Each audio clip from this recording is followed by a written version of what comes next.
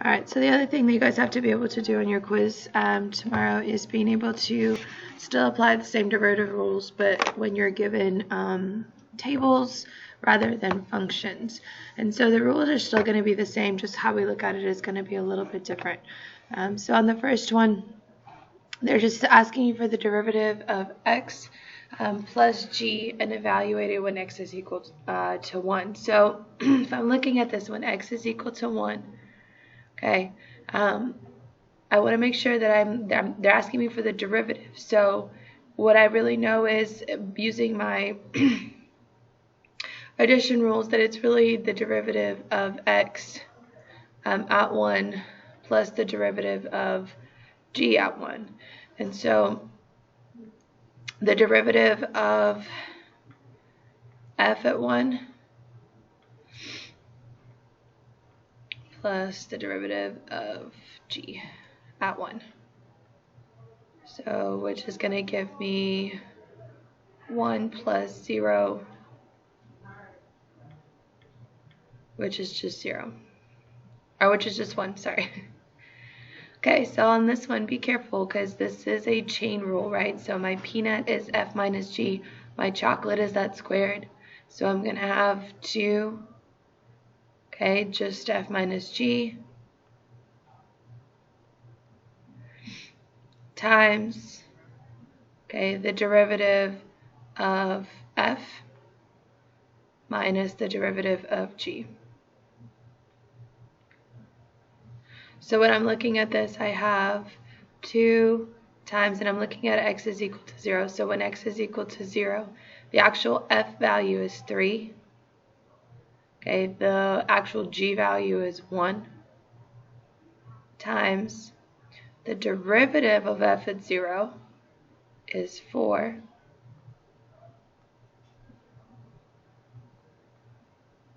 Okay, and then the derivative of g is negative 3, so 4 plus 3. So what I have is 3 minus 1 is 2. 2 times 2 is 4. 4 times 7 is 28. So you're still using those same derivative rules. You're just looking at the actual values rather than functions. So in this one, the easiest thing I'm going to do is I'm just going to bring that up to negative 1, then just use the chain rule. So I have f minus g. You could use the quotient rule if you want. You're still going to get the same thing to negative 1. So when I apply my rule, my chain rule, here's my outside function. So negative 1 times f minus g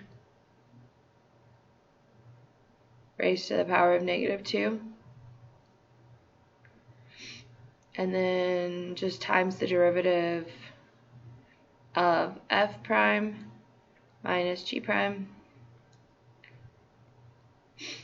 which means what I really have is negative 1 over the derivative of f minus the derivative of g.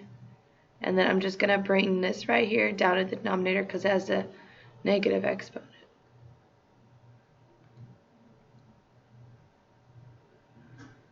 And so when I go to evaluate that, I get negative 1. And I'm looking at it when x is equal to 2. So when x is equal to 2, the derivative of f is 5. The derivative of g is negative 1, so plus 1. The actual value of f is 0. The actual value of g is negative 2.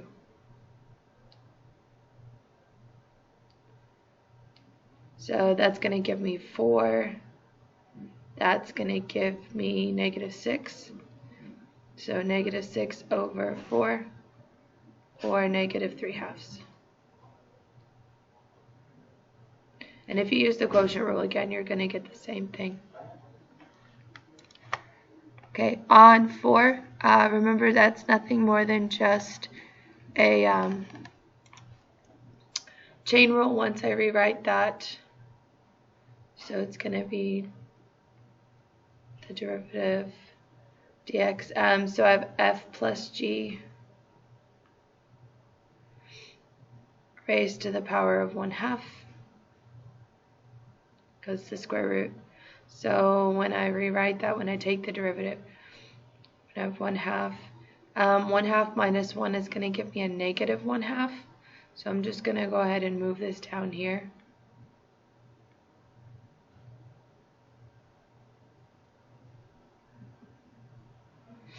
And then it's going to be times the derivative of f plus the derivative of g. So I'm evaluating this at 1. So when I'm looking at 1, I'm just going to follow my orders of operation. So I have the derivative of f at 1 is 1. The derivative of g is 0.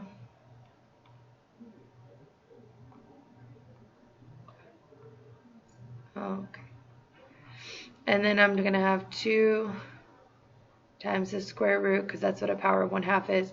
The actual value of f is negative 2. The value of g is 5.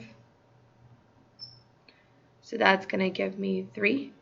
So I can't simplify that anymore. So it's going to be 1 over 2 square roots of 3. Okay, and then be careful on this one because you're really tempted to just multiply their derivatives. Remember, this is a product rule. So it's f times g prime plus f prime times g. And we're evaluating that at 0. So the actual value of f at 0 is 3. The derivative of g is negative 3. Plus the derivative of f is 4. The derivative of g is 1. So negative 9 plus 4 is equal to negative 5. Okay. And then the last one. So I know you're tempted to use the power, but remember this is a function. So we do have to use the chain rule. That squared is the outside of this function because it's not a constant. And it's not, f is not a variable in this case, f is a function. So it's this function being squared. So we have 2 times the value of f at 0 times the derivative of f. And so when I'm looking at, at 2. So when x is equal to 2, the actual value is 0.